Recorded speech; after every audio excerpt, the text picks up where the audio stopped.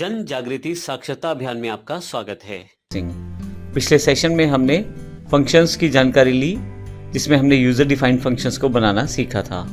इस सेशन में हम बात करने वाले हैं इनबिल्ट फंक्शंस की। PHP के पास बहुत सारे इनबिल्ट फंक्शंस हैं, 1000 से भी ज़्यादा, और काफ़ी नए functions day to day add होते रहते हैं। अब PHP में काफ़ी सारे इनबिल्ट फंक्शंस तो अवेलेबल हैं, आप उन्हें अपनी रिक्वायरमेंट के अकॉर्डिंग प्रयोग कर सकते हैं। और ये जो फंक्शंस हैं कैटेगराइज भी अवेलेबल हैं, जैसे न्यूमेरिक फंक्शंस आपके पास उपलब्ध है या स्ट्रिंग फंक्शंस उपलब्ध है। आप अकॉर्डिंग टू टास्क इनका प्रयोग कर सकते हैं। तो आइए हम इस सेशन में एग्जाम्पल लेने वाले हैं। इनबिल्ट फंक्शंस में हम एग्जाम्पल लेने वाले हैं 5 इंपॉर्टेंट न्यूमेरिक फंक्शंस के बारे में। हालांकि न्यूमेरिक फंक्शन बहुत सारे हैं, लेकिन हमने केवल ये फंक्शन किस प्रकार प्रयोग किए जा सकते हैं उसकी जानकारी देने के लिए 5 इस्तेमाल किए हैं। इन 5 फंक्शंस को प्रयोग करने से आपको ये जानकारी हो जाएगी कि पहले से बने हुए फंक्शंस को आप प्रयोग कैसे कर सकते हैं।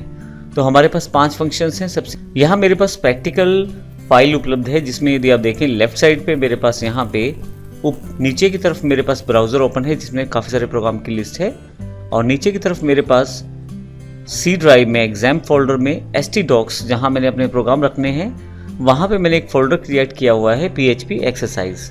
मैंने पहले भी आपको जानकारी दी थी। अगर आपको यह फोल्डर प्राप्त करना है तो आप अपनी पेन ड्राइव या DVD जिसमें आपके पास यह मटेरियल प्राप्त हुआ है उसमें से ले सकते हैं, और अगर आपके पास यह मटेरियल किसी कारण से नहीं प्राप्त हो पाया तो आप हमारी वेबसाइट पर जाकर इस मटेरियल को डाउनलोड कर सकते हैं।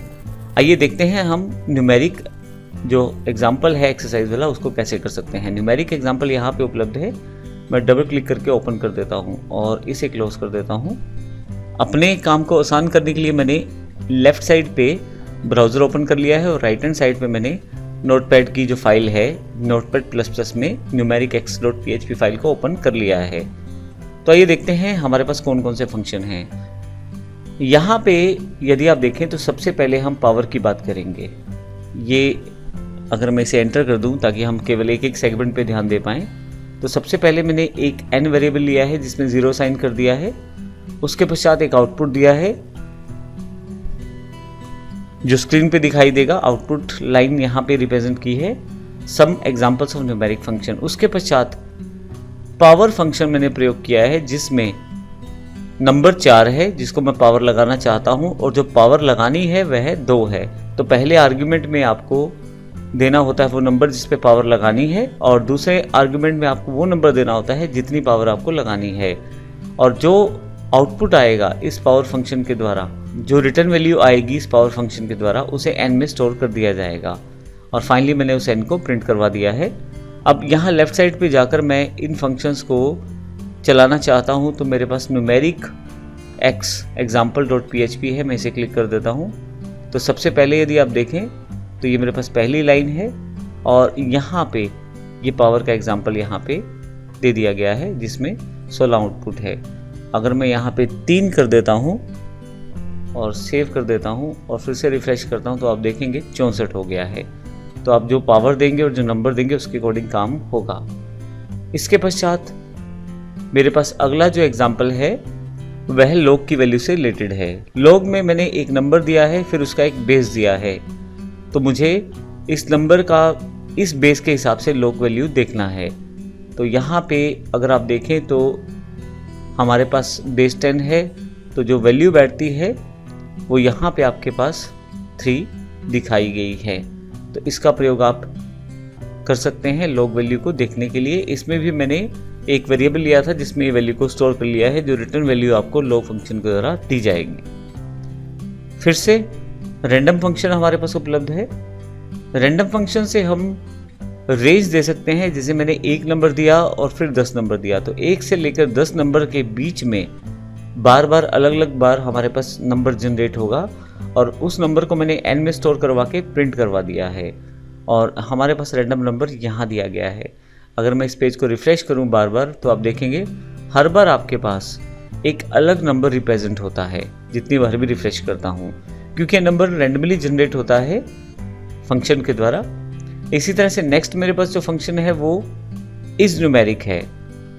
इस न्यूमेरिक का काम रहता है ये चेक करना कि क्या जो इनपुट दिया गया है या जो आर्गुमेंट दिया गया है इस फंक्शन के बीच में वह न्यूमेरिक है या नहीं, ये चेक किया जा सकता है। तो इसके लिए मैंने किया यह है कि इस न्यूमेरिक को मैंने यहाँ इफ़ के साथ कंडीशन बॉक्स में डाल दिया है। मैं आपको बता दूं, इस न्यूमेरिक हमें वापस करने वाला है ट्रू या फॉल्स।